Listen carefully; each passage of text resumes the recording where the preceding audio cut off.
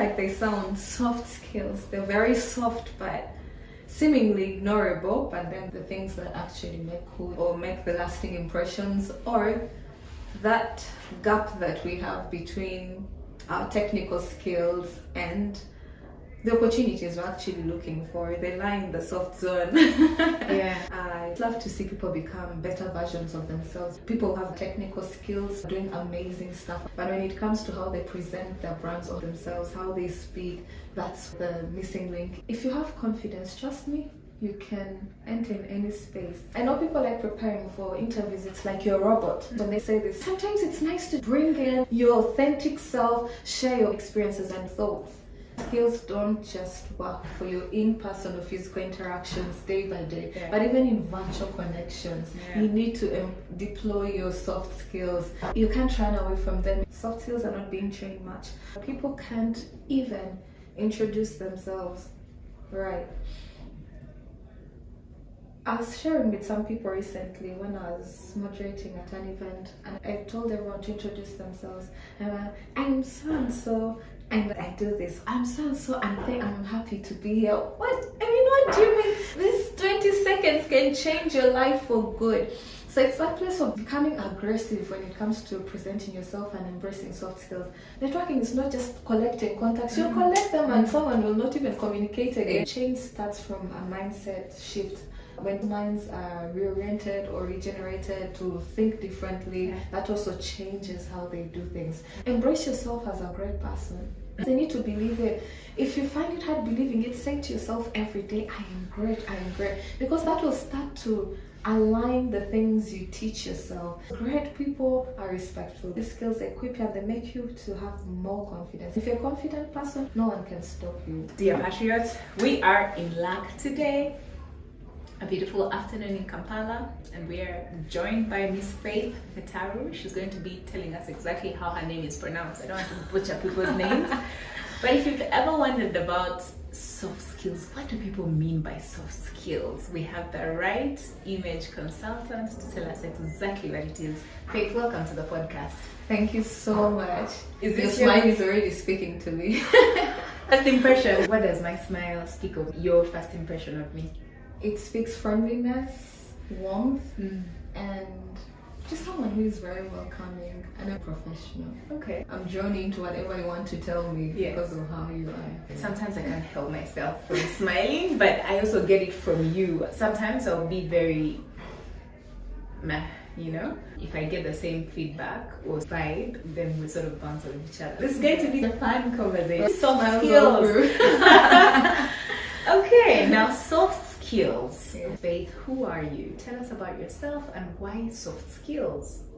Okay, just like they sound, soft skills. They're very soft, but seemingly ignorable, but then the things that actually make who we are or make the lasting impressions, or that gap that we have between our technical skills and the opportunities we're actually looking for. They lie in the soft zone.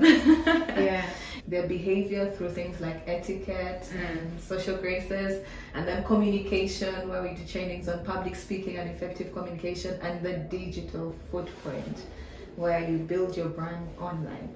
And sometimes I bring in the aspect of emotional intelligence, but it's still under soft skills. We do that through the entity Fetaru Global Limited, and there's something I'm doing with the public speaking, with the School of Etiquette and Public Speaking. That's primarily what I do. I love to see people become better versions of themselves. People have technical skills, doing amazing stuff, but when it comes to how they present their brands or themselves, how they speak, that's the missing link. I can't break through to the next level. So that is my burden. That is my mandate. So now for the patriot who is listening, who's watching you now, and they're still confused, soft skills, where do they see themselves? Paint a picture for us. For the people you've trained, give us a practical, a vivid picture of how it started and how it's going. A few years ago, maybe 5, when I was joining university, I would never have thought I would be doing this. That's the truth. Because I studied an engineering course for 4 years. That's land surveying. I graduated well. But after that, immediately after my graduation, I think we entered 2020. So that is when COVID happened. Yes, I graduated in December 2019. I remember the day I was going to practice some land surveying, I said, let me go to Mbale. I had a colleague, a friend who practices from there, and said, come and do something. And I said, let me go there and do it for a month. I traveled was the day they stopped public transportation and public movement and everything. So I got locked down that side until movements were allowed again. But I still didn't do what I was doing. But again, that period opened me up to quite a lot. It was the season where I started to invest in more knowledge in different areas. I encountered a leadership school called Mogi Global Leadership School. Yes, we train people in aspects of business, leadership, impact, and finance. Currently, I'm the female governor for the Graduate Center in Uganda. I'm like, this is what I like. I see leadership. So let me get into this. Let me learn. It was also that period where I was just connecting to who I am. I like fashion, my creative bit. I love designing. I like the blue. Speaking fashion, trendy. Yeah, it was a designer I sketched. I worked when I was hosting an event in December. The brand color was also this color. I said, let me wear something uniform. So yeah, back to what I was sharing. I started to share content on Facebook and whatnot, on styling and stuff like that. But then I also realized, while I was still at the university, I used to volunteer in things like communication, social media management, all these things. It's like what I had within me, purpose was calling me. That period helped me to connect with everything. So one more thing I can't fail to talk about is I had a burden to help younger ladies know who they are. I had this burden that our Creator, who is God, called each and every one of us for a distinct purpose to fulfill something. It can be through your career, it could be through your hands-on skills, whatever way it is, we're uniquely created. So I realized even a woman is, a girl is, many times people will be like, let me study, then after the next biggest thing is marriage. But I believe, which is not bad, I'm also going to get married. But the thing is, I believe that there's more we could do, even as we handle the marriage and everything. There's more we could do out there to let our light shine, who we are, to penetrate through to the world, that we can transform lives. So that's what I was helping them see, that know who you are, what were you called to do. I used to be scared to do that. One day, I felt this prompting to call this young lady Esther to mentor her. I attended her book launch in March, invited me as a guest speaker. She's doing amazing. She shared her story. She went to her room and said, but God, what if you sent me a mentor like Faith? It's the same day I called her and then she's like, God, you answer prayers. I'm like, wow, this is quite divine. I started a journey with her. For me, helping others embrace, offering myself to guide with what I know. What was the journey like with Faith? I'm now curious. With Esther. That was interesting because we would have conversations. Sometimes we have a call. What things are you interested in? What do I hate? They start to connect to who I am. How do you want to touch lives? She's a clinical officer, but right now she's doing her bachelor's in anesthesia. And then she's also now at advanced childhood coach. She's helping people who had those traumatic experiences in childhood, because that has been her journey, and now that's where she's found herself, and she's helping others at this point. But the journey with her was wasn't quite easy, because you tell someone to do something and they feel like, why are you so much in my case? Become natural to them. And over time she appreciated the process, and now she's doing the same for others. That's amazing. It's very rare to find mentees who really know what they want. My recent mentee knew exactly what she wanted. Had a plan, she had timelines to it. So that's nice to know that those people also exist. But also that there are people who walk the journey and find themselves through coaching and guiding, guiding them to find themselves, to find themselves, especially professionally today. Now it brings me then to how you see people's approach to soft skills today as opposed to a while ago. I believe at the moment it's better than before. Why I would say is that because with the abundance of knowledge out there, even in spaces like social media, there's knowledge everywhere. So people are finding ways to become better. If you do not develop yourself, you'll be left behind. So people embracing self-development to actually shine and be so distinct in a saturated market. The need for self-development, to set yourself apart, to brand yourself. Those are some of the things helping people embrace them, because we're in a space where people can employ people without credentials, without the academic credentials. They just see how someone is presenting themselves or communicating, and they give it to the person. I've gotten an opportunity before for which, like, you see how my background is, but how I started to work in your background is very technical. Yes, but I've been employed in a PR firm, working in that space, done things to do with social media, communications, but all of Different that from engineering. It's because I knew how to present my value, how to appeal to the emotion, incorporate soft skills, whether it is your communication skills, whether it's how to present yourself, whether it's how to emotional intelligence, because even for you to penetrate through an interview, how do you bring the aspect of emotional intelligence, or you're going to just brag and do whatever you need to, because those are not the things. We human beings are emotional, so you need to crack into who they are from within. That's how you're going to tap into the soft part of them. So all of those things. Like, how would you prepare someone to ace an interview? Interviews, yes. I've guided people before. Primarily, what I would say about interviews is your confidence. Before confidence, I would ask someone is, what's your why? Why do you want this job? Because many people, maybe it could be the money, which is not bad from their perspective, that's all they want. But if there is more to why you need something, I feel like you can give much more. Guiding someone, my first thing would be, okay, why this job? Why are you going in here? Once I listen, now the next would be to guide them. If you have confidence, trust me, you can enter in any space. Yeah, absolutely. You can enter any space. I remember as an intern, we had a South African director. Yes. I must have said hello. He asked, oh, what's your name? What do you do? After a while, I went for lunch and people were watching across the street. I said, so what were you talking to the director about? I'm like, huh?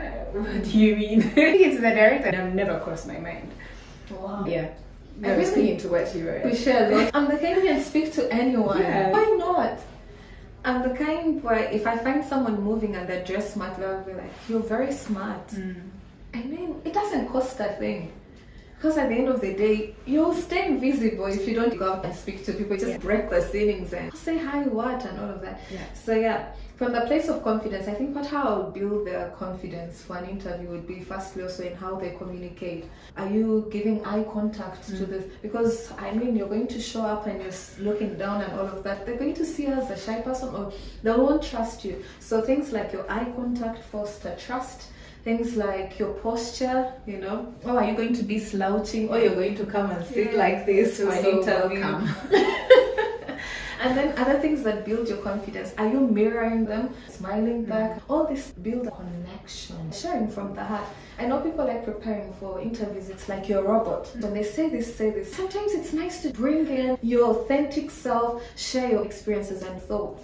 It helps for your brand. It speaks in interviews as well. If you need to smile, life is not so serious. I remember an interview I went for and the general manager chose me because I was being myself and using gestures. Just be yourself. Those are things really help you. And things like, just smile. I want to emphasize that. Just smile. Just show them who you are and be open. Even if you don't. So for me, in communication, those things help. And then if it comes to appearance, then you have to show up right. You're not going to show up casual self and all of that and come. For example, maybe I wouldn't wear this for certain interviews because they're professional spaces where you really need to wear the dresses, the suits and all of that. So I think it's that place of understanding the culture of the entity. Once you understand the culture, you'll know what language to use. You'll know if you need to be friendly or serious. You'll know how you need to show up. Before you said that, I was going to say, probably t-shirts and jeans culture, you fit right in. I remember hiring for an organization and one of the gentlemen who was the top most candidate was wearing a suit, but they're t-shirts and jeans culture. They asked me, he came in a suit. I'm like, it's just a cloth. If he has the right credentials, we might go for him. It's just a clothing that can be adjusted every now and then. But then he spoke of culture, which makes sense. They were really thinking there's going to be a mismatch between the culture and the candidate because of how they showed up. Wow. So I guess that's where the first impression thing matters. They were really worried. The suit guy really fit into how we sit here, and because it was quite friendly.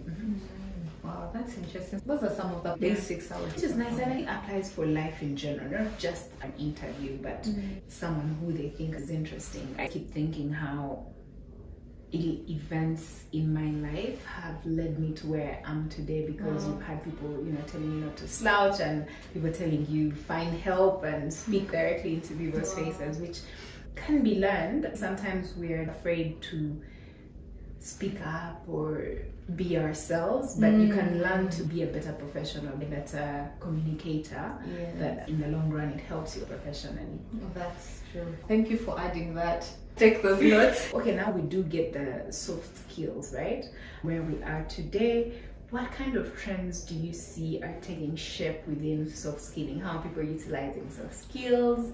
Since this is your profession, although you come from an engineering background, what is top of mind?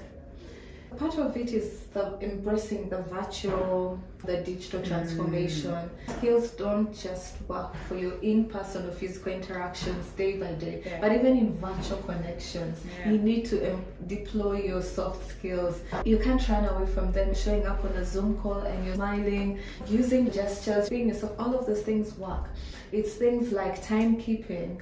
That's all part of soft skills anyway. Those all speak about your brand, or how are you, even when it comes to calls, the aspect of teamwork, collaboration. Are you going to dominate meetings and calls by speaking alone, or are you going to invite other people on call? So that is all part of soft skills, but you can also still employ them, especially when you're doing virtual conversations or virtual spaces.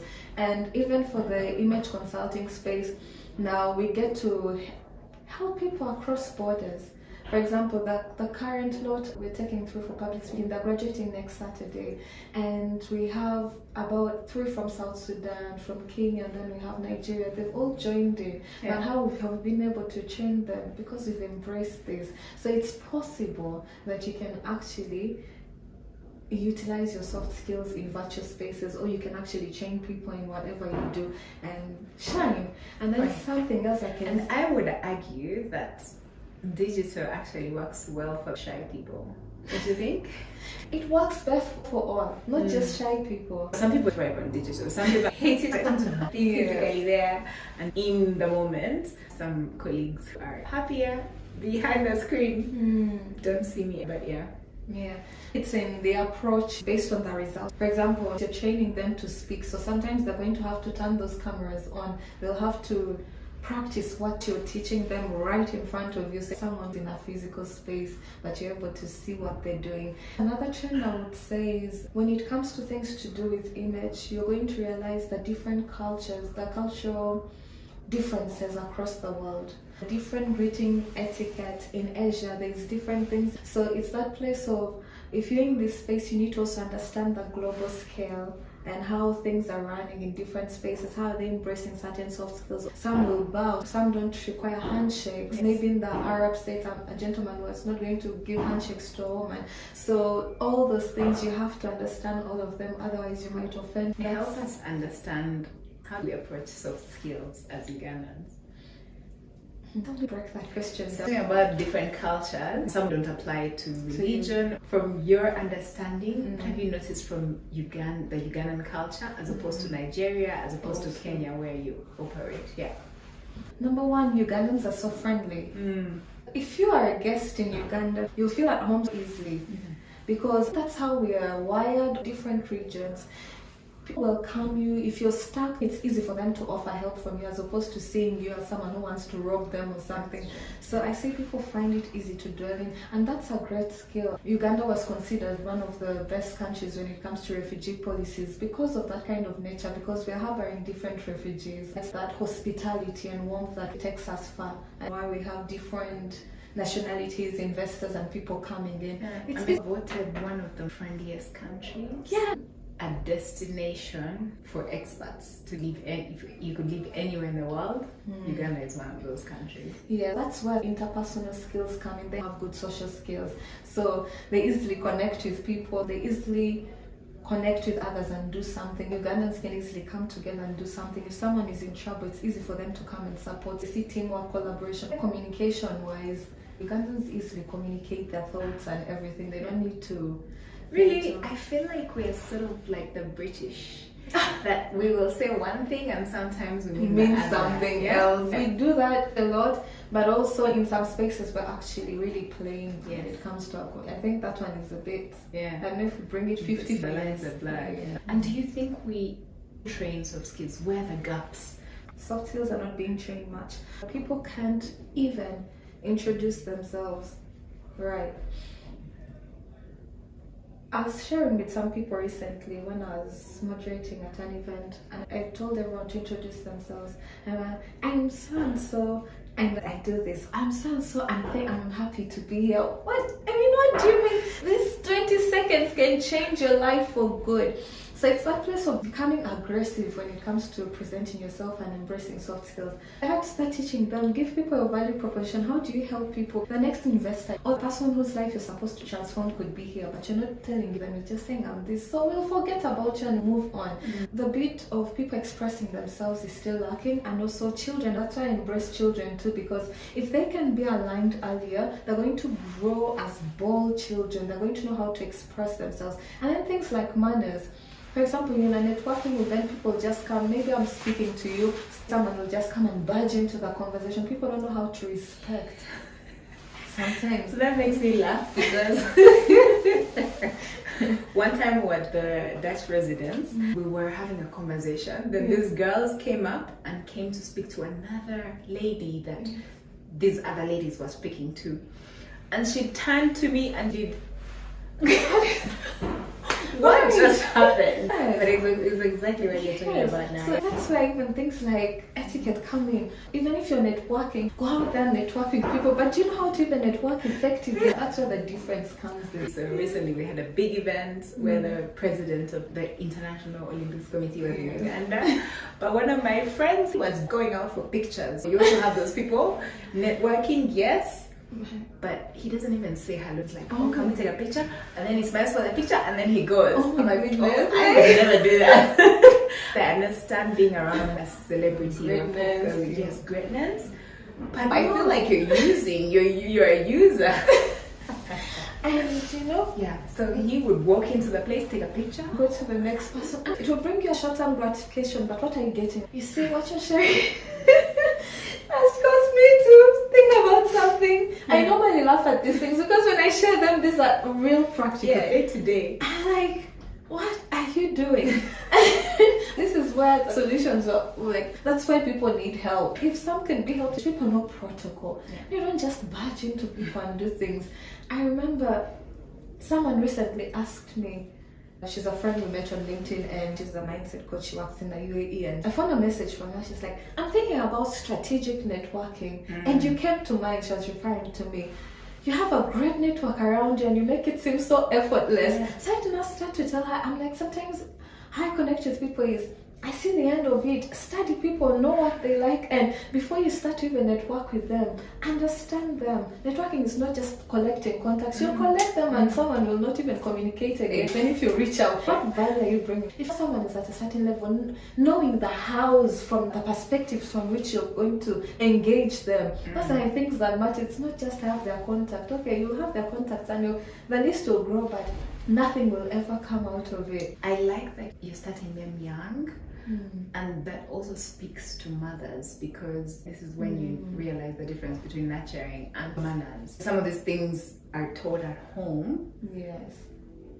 And for those who are not taught at home, they find it in school. Then you hear today the difference between nurturing and just growing up. That's good. I like that you raised that concern. Today people are even more soul searching. They go searching for etiquette, how to engage, for example, in networking sessions, or speak better to people, because this information is readily available on the internet spaces. Yes. So that's where we are.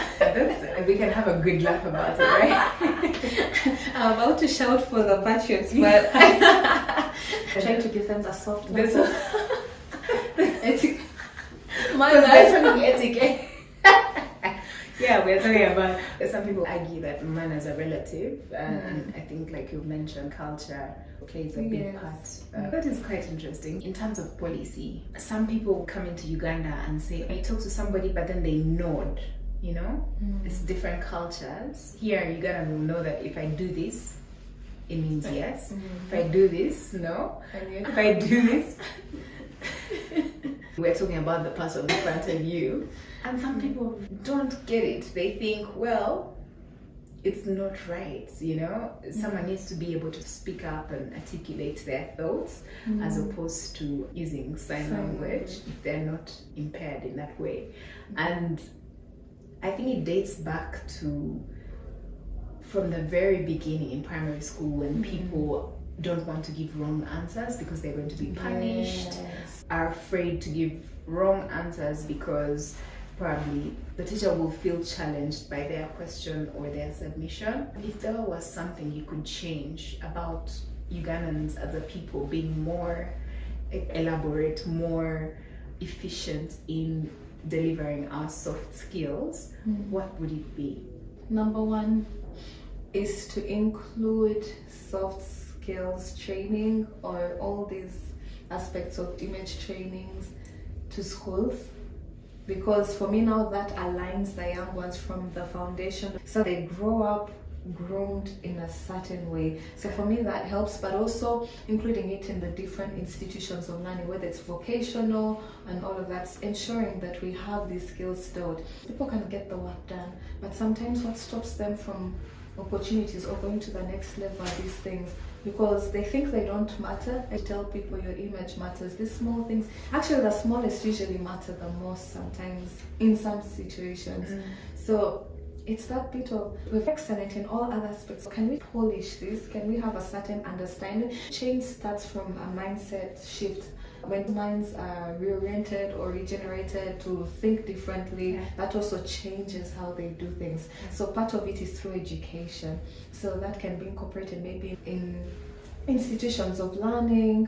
And also, I think one of the things I would do is to ensure that businesses or companies have that as part of the corporate trainings they do for their staff, so that there's that their capacities, especially in areas to do with the soft skills or their image at large. Because once you have employees who feel empowered, who feel more confident, who know how to do things, or who can actually represent you when you're not there, it makes them also bold. By the way, these things are not just about other people. Yes, we usually say etiquette is about making people around you feel respected or comfortable, but it starts with you. There's a confidence you have when you're able to go for a dinner and you can hold your cutlery well and you're confident, and you're not holding your fork up and the food is being thrown and you're talking with it in your hands, or you're going to the washroom and you have to announce to everyone, can't you just fold a napkin and put it here, and you go. You see those small simple things. Now if such a person is engaging with high profile people, what are they trying to do? It empowers you. If I know I can go to a space and speak and leave a lasting impact, I feel good. I feel good about myself. I walk in any room and do what I need to. It's like the example you shared earlier. How did you get to speak as an intern to this great leader? It's what believing in yourself does. It's a place of, I know who I am great. It starts with anyone listening. Embrace yourself as a great person. They need to believe it. If you find it hard believing it, say to yourself every day, I am great, because that will start to align the things you teach yourself. Great people are respectful. These skills equip you and they make you to have more confidence. It helps you fast. And if you're a confident person, no one can stop you. So I love that. I love the confidence bits advice. And since our patriots are younger generation, which I think will come in handy. But now it seems to me that skills have a correlation to it. Yeah, they have a correlation there because etiquette is about helping. There is social etiquette, so still that comes to soft skills. Okay, let me talk about three. There is dining etiquette, there is business etiquette, things like handshakes and the likes. There's social etiquette. Now that's where the bit of networking I shared about comes in. And then there's etiquette for the internet. You apply social etiquette in social situations. So under soft skills we have interpersonal skills, and under interpersonal skills we have your social skills. So this etiquette still falls under your social skills. It's intertwined. There's a connection of all these things. I love it. It's a lot to learn. So sometimes we don't take these things of surface level, but then it's always nice to have someone concretize them and you understand it better. Okay, I don't know if you know, but we have the very last question we ask every guest. Are you ready? What is this question? What is the question? What is the question? In the morning we had someone here, the disability rights advocate, and he was telling us how 5 to 7% of incomes are lost to every country's GDP because they are not including people. What do you think people are missing out on not having soft skills? What do you think people are missing out on? If you have the confidence to show up and present yourself and communicate your ideas clearly for people to get, number one, you can't miss out on opportunities. These opportunities can be jobs, it can be partnerships, it can be funding. I've seen people miss funding because they could not present their ideas by speaking clearly in front of investors. So there's a lot you miss out, whether it's investment opportunities for your various ventures. People have amazing things they're doing, but if you can't simplify your idea, no one will buy it. If you're fidgeting to explain what people know and say it and limits them, it's sad when funding is available, but someone can't see the value proposition in your idea. People miss opportunities, and then also they miss out on connecting with really incredible people out there. Just because, maybe ignorantly, they didn't know what they did was wrong. Some people don't do these things because they probably lack the manners. Some just don't know it's better to do this way, that. So they end up maybe forming the wrong impression before someone who could have changed their life. There's an old guest we had on the podcast, Barbara. She takes you out on a meal just to read your dining manners or dining etiquette. And here we go. Yes. And she said, for me, I see how you eat, how you speak and hold the forks, hold the cutlery, how you handle yourself at the dining table is when she knows this person is worth joining my company or not. And that's it. You know? And that's it. People like that. So you think someone is just saying and you're doing good things. Yeah. Because if they can see certain manners displayed on that table, it might be different. That's what they believe. If one day they had the opportunity to send you to represent their brand, these things are supposed to build your personal brand or the brand of your company. Yeah. That is brilliant, especially coming from a people who have been led by a leader for years. I think it's in us as a people not to be, what's the word? I know this might get me into trouble, but outspoken in the sense that you find people struggling with their issues, but they're comfortable. Not. Well, what do you have to say about that? Do you think it's part of us? Is it part of soft skills that people don't articulate what they want, or they're just happier where they are? They think, it's not needed. If it's not needed, why say anything? I think part of what causes people to be that way is, number one, is that some are comfortable where they are. Yeah. I like comfort. I'm making my money, doing my job. Life is good. Why do I need to polish this? The second is culture. Sometimes culture can cause people to just think low. We think it's humility, but then it's not. We feel like you should always be here. Let me be behind that door. I'm humble. No, no. Humility is not always trying to look at yourself as down. In this era, visibility matters. If you're looking across borders and beyond, you can do without visibility, either for your corporate or personal brand. There's not much awareness on how these skills can be a life changer. Amazing stories and experiences going out there of what one's soft skills can do or what one's image can do. It will help, because some people think, and maybe getting services of an image, but maybe it's luxury, or why do I need it? So I think awareness for people to see the importance on refining themselves or polishing their brands. If they see what comes with it, that will help. Some people are ignorant, they don't know. So that really comes out to help. There's classes on public speaking for children. I always want to take my nieces and nephews, but it falls like when I started where I'm doing something else. But NCI has public speaking trainings for kids. I want my children to go, starting them young. Now, our last question, you spoke about the answers, but for clarity, how do you think Uganda is going to achieve a middle class economy? I'll bring back the aspect of education. If minds are not liberated, the people always remain caged. So number one is to work on the education sector, because that is where people's minds get exposure. Because if you're not exposed, you might never see the need to maybe do much more. For example, if you're not, like, we are educated, there's a lot we know because we went to a classroom. People think studying is all about the profession that you studied, but it's the things you learned, how you learn to engage with people. All these things came to play. So I believe education has a great role in helping us, because we're also learning a lot about the world while we're studying. So it helps us to see, if the world is doing this, can't I bring up innovations in my nation? That opens minds and exposure. And second, exploring more markets.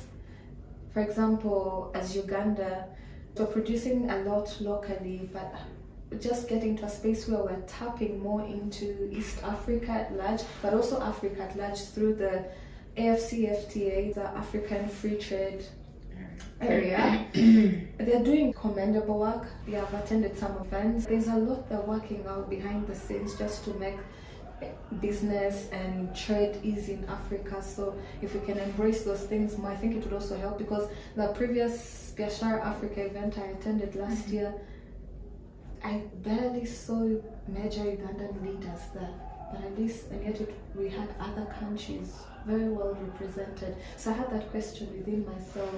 You had to ready this. You had to reach out like, hey, we're organizing this. So I'm like, where are we in this? Of course, there's a lot done with Uganda, but it just got me thinking. For me, that is it. People complain about roads, infrastructure, why. It helps make our services seamless, the processes seamless. For me, those are the main three I would highlight. There's a lot more, but those are some I could. Thank you. Now the last question after what you just said. We could go on and on about this, but Yes. I'm thinking with the different cultures, Yes.